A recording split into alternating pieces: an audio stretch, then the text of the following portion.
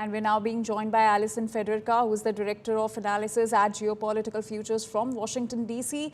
Alison, do you think this Ukraine's biggest drone strike on Russia is going to be the turning point as far as the Ukraine-Russia war is concerned? I think it is going to be a turning point for the negotiations in terms of changing the battle cadence that we're seeing in the various fronts inside Ukraine itself. I don't think that it's going to have that much of an impact on the day-to-day fighting that we've been seeing in the past few weeks leading up to the talks. However, the attacks themselves will give Ukraine a little bit more leverage in that they can confidently walk in and say, hey, we've done these attacks on you. Look at what we are capable of when they go to sit down to speak with Russia. And it will also create a little bit more pressure on Russia politically in the sense that they have to now explain how were these attacks even possible in the first place, that they had such vulnerabilities in their deep interior.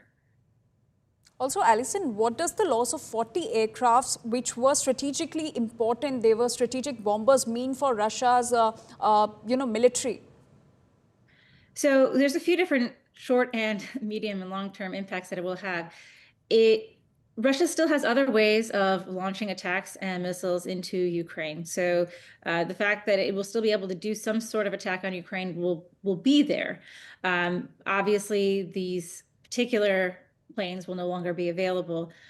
It will definitely hurt morale in terms of just seeing a strike of that scope.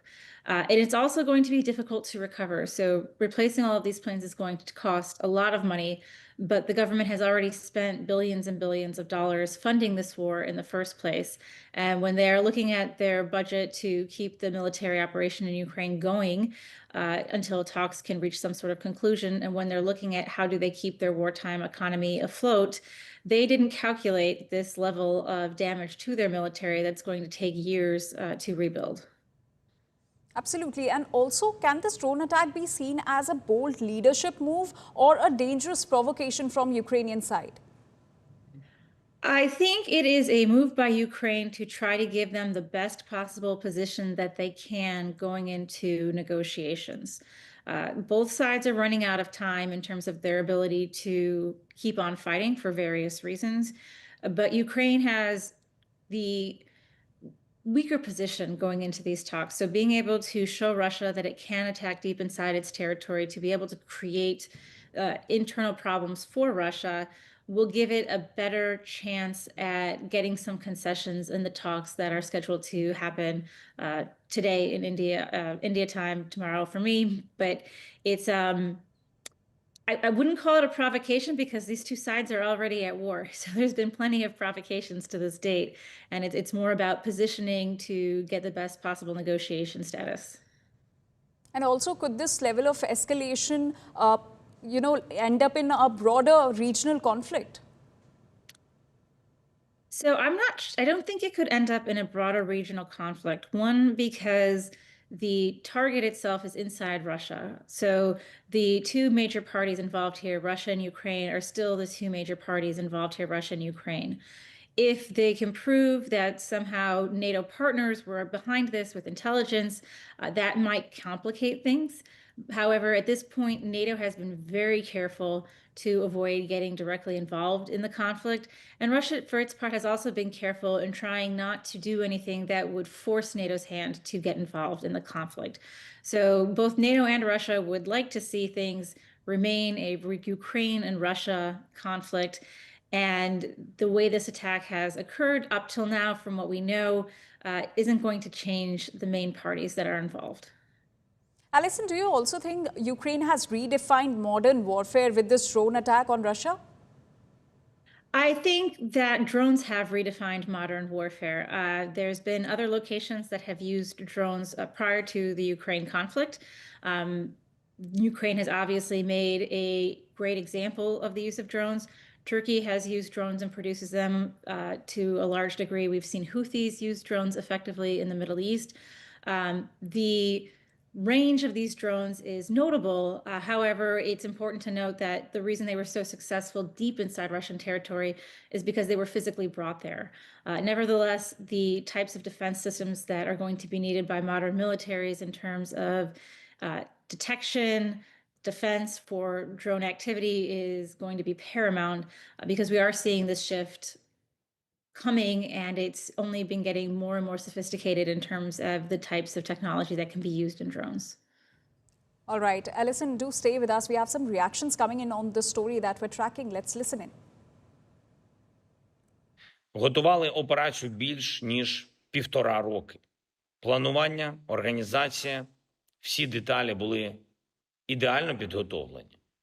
Можна сказати впевнено, що це абсолютно унікальна операція. Найцікавіше, і вже зараз це можна говорити публічно, офіс нашої операції на території Росії знаходився безпосередньо поруч з управлінням ФСБ Росії в одній з їхніх областей. Alison, coming back to you, how does the United States view this drone attack by Ukraine on Russia?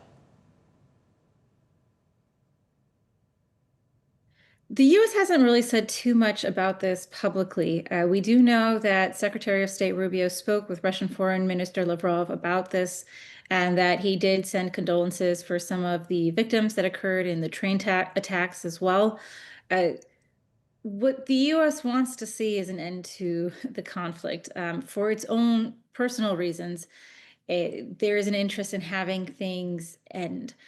So while they can understand perhaps, where Ukraine is coming from on this, what they don't want to see is a protracted conflict. So as long as this is going to be framed with talks as a way to gain leverage and try to increase their position going into these talks, as opposed to completely derail them, the U.S. is going to have that viewpoint. I know that the government has flip-flopped a little bit in the terms of how it's talked about Putin, how it's talked about the Russian side of this conflict. But at the end of the day, what Washington wants is to have the fighting stop, have some sort of political resolution reached, and be able to kind of close this chapter.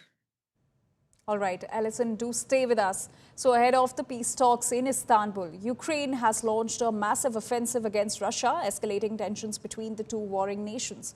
After keeping Russia and Turkey in suspense, Ukrainian President Zelensky has confirmed that his defense minister would represent the country in the second round of peace talks with Russian officials. However, Zelensky has firmly stated that Ukraine will not compromise on its independence. He has also called for a full unconditional ceasefire. In fact, he has called for the release of prisoners by Russia as well. On the other hand, Russia has stated that it has already formulated its peace terms but won't reveal them ahead of the talks. Meanwhile, Russian media has reported that the Russian delegation is en route to Istanbul. Remember, the talks in Turkey follows a push from US President Donald Trump, who wants this war to end as soon as possible. Росіяни свій меморандум так і не передали нікому. У нас немає, турецької сторони немає, також у американської сторони російського документу немає. Попри це, ми спробуємо досягти хоча б якогось прогресу на шляху до миру.